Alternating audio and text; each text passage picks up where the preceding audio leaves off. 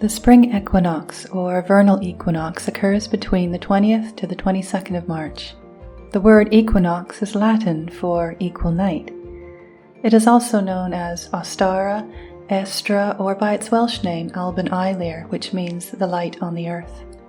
It is a time when day and night are of equal length, and the sun rises and sets due east and west respectively.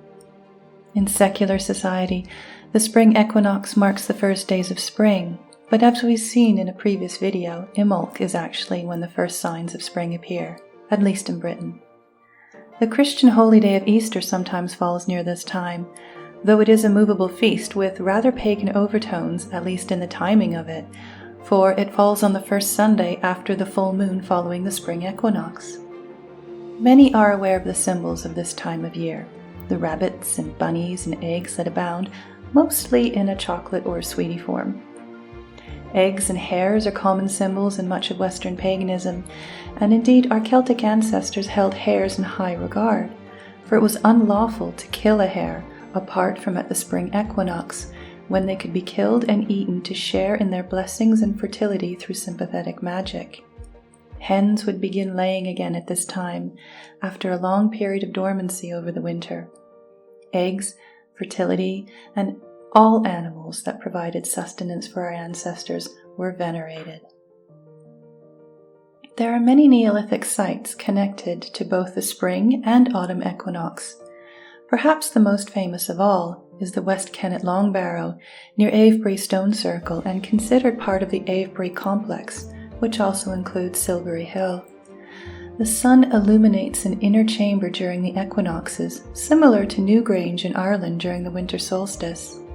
At Silbury Hill, from a certain vantage point, the sun actually rolls up the side of the hill and grows in size when it rises on the spring equinox. The Constellation Orion, which strides boldly across the sky during the winter months, is now close to the horizon and will disappear for the summer months to come.